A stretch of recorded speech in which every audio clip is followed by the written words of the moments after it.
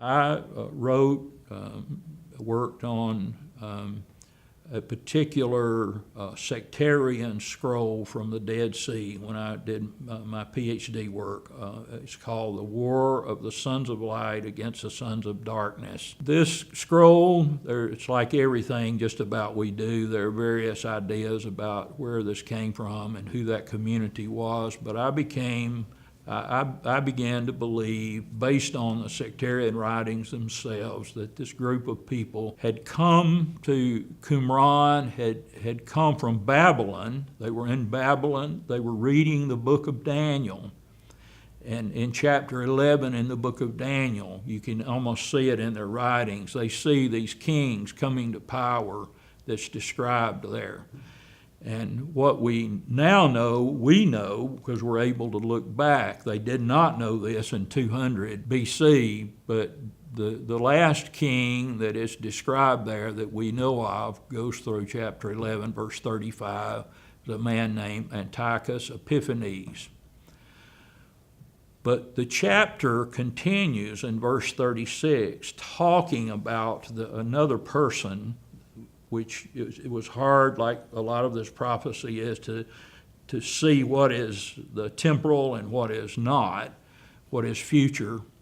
And in chapter 36, this other person is described in details that we know that it was not Antiochus Epiphanes.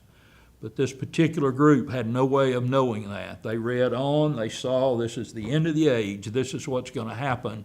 And so they picked up everything they had, and they came from Babylon, and they moved, and they located themselves in an old fortress that's right on the north side of the sea, the Dead Sea. There they wrote this amazing document about how that they would put together all of the army that would cooperate with God, and how that they would defeat the sons of Belial, the wicked ones, the sons of darkness, and ultimately that the end of the age would be ushered in. We've had people who have made mistakes all through Christian history. I think Dr. Butler probably spoke to that, and how many people have assumed that the end of the age was coming just like these people at Qumran.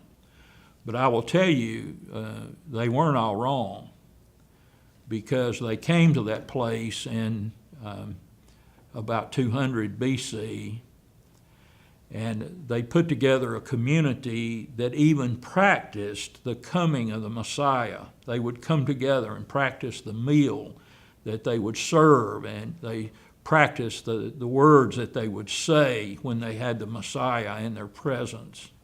And they lived in that place from 200 to 70 AD, 200 BC to 70 AD. And you know, one day, just 6 miles to the north of where they were camped, Jesus walked by. He came through Jericho and went right by them, and they missed him. So this is the problem when we look at material like this is that we craft our own imaginations and about how that we're to interpret this material. And if we're not careful, we'll miss God altogether in it. But that does not mean that God is not going to do the things that he said he's going to do. We just simply don't understand at times what those things are.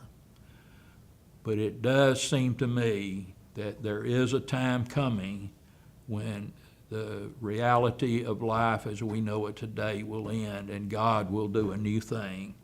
And he will do a new thing only with those that have trusted Jesus Christ as their personal Savior.